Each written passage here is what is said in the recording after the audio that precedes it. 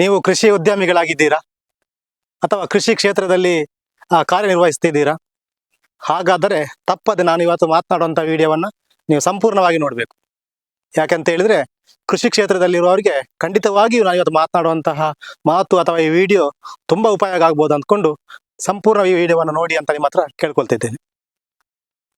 ಅಡಿಕೆ ಕೃಷಿಯಲ್ಲಿ ತುಂಬ ಸಮಸ್ಯೆಗಳನ್ನು ಎದುರಿಸ್ತಿರುವ ಕಾರಣಕ್ಕಾಗಿ ನಾವು ಇವತ್ತು ಪರ್ಯಾಯ ಬೆಳೆಯತ್ತ ಮುಖ ಮಾಡ್ತಾ ಇದ್ದೇವೆ. ಪರ್ಯಾಯ ಬೆಳೆಯಾಗಿ ಯಾವುದನ್ನು ಬೆಳೆಯುವುದಂತ ನೋಡುವಂಥ ಸಂದರ್ಭದಲ್ಲಿ ನಮಗೆ ಪ್ರಸ್ತುತ ತುಂಬ ಉಪಯೋಗ ಮತ್ತು ತುಂಬ ಬೆಳೆ ಇರುವಂತಹ ಕೃಷಿ ಅಂತ ಹೇಳಿದರೆ ಅದು ಕಾಳುಮೆಣಸು. ಕಾಳುಮೆಣಸು ಕೃಷಿಯನ್ನು ನೀವು ಮಾಡಬೇಕಿದ್ರೆ ಅದಕ್ಕೆ ಸಪರೇಟ್ ಪ್ರತ್ಯೇಕವಾದಂತಹ ಸಿಮೆಂಟ್ ಕಂಬ ಆಗಿರ್ಬೋದು ಅಥವಾ ಬೇರೆ ಅದಕ್ಕೆ ನೀವು ಸಪೋರ್ಟಿಂಗ್ ಫೋಲ್ಸನ್ನು ಇನ್ವೆಸ್ಟ್ ಮಾಡುವಂಥ ಯಾವುದೇ ಅವಶ್ಯಕತೆ ಇಲ್ಲ. ಕಾಳುಮೆಣಸು ಬೆಳೆಗೆ ಅಂತಲೇ ನಮ್ಮ ಕರಾವಳಿ ಆಗ್ರೋ ಸಂಸ್ಥೆ ಉಜಿರೆಯಿಂದ ಸೈಮವುಡ್ ಪ್ಲಾಂಟ್ ಅಂತ ನಾವು ಪರಿಚಯ ಮಾಡಿಕೊಟ್ಟಿದ್ದೇವೆ. ಕರ್ನಾಟಕದಲ್ಲಿ ಮೊಟ್ಟ ಮೊದಲ ಬಾರಿಗೆ ಈ ಪ್ಲಾಂಟ್ಸನ್ನು ನಾವು ಪರಿಚಯ ಮಾಡಿಕೊಟ್ಟಿದ್ದೇವೆ. ರಾಜ್ಯಾದ್ಯಂತ ಎಲ್ಲರೂ ಇದನ್ನು ಕಳೆದ ವರ್ಷ ನಾನು ಕೊಟ್ಟಂಥ ವಿಡಿಯೋದ ಪ್ರಕಾರವಾಗಿ ತುಂಬ ಜನ ನಮ್ಮನ್ನು ಭೇಟಿ ಮಾಡ್ತಿದ್ದೀರಾ. ಈ ಸೈಮವುಡ್ ಪ್ಲಾಂಟ್ ಅಂತಕ್ಕಂಥ ಏನಂತ ಹೇಳಿದರೆ ಇದನ್ನು ಪ್ರಥಮವಾಗಿ ನಾವು ನಾಟಿ ಮಾಡುವಂಥದ್ದು.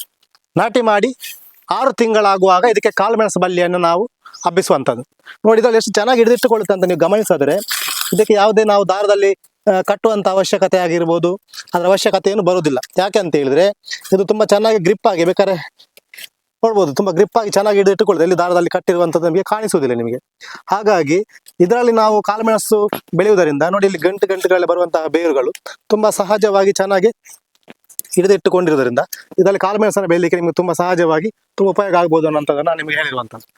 ಅದಲ್ಲದೆ ಇದು ನಟ್ಟು ಬಿಟ್ಟು ಹೆಚ್ಚು ಕಮ್ಮಿ ಸೈಮವುಡ್ 6 ತಿಂಗಳ ನಂತರ ನಾವು ಸಸಿ ಹಾಕಿದ್ದು ಮತ್ತು ಕಾಳುಮೆಣಸು ಕೂಡ ಹಾಕಿಬಿಟ್ಟು ಹೆಚ್ಚಿಗೆ 9 ತಿಂಗಳ ಮೇಲೆ ಸಸಿಗೂ ಕೂಡ ಆಗಿದೆ. ಈಗ ಕಾಳುಮೆಣಸಲ್ಲಿ ಹೂ ಬಿಟ್ಟಿರುವಂಥ ಕೂಡ ನೀವು ಗಮನಿಸಬಹುದು.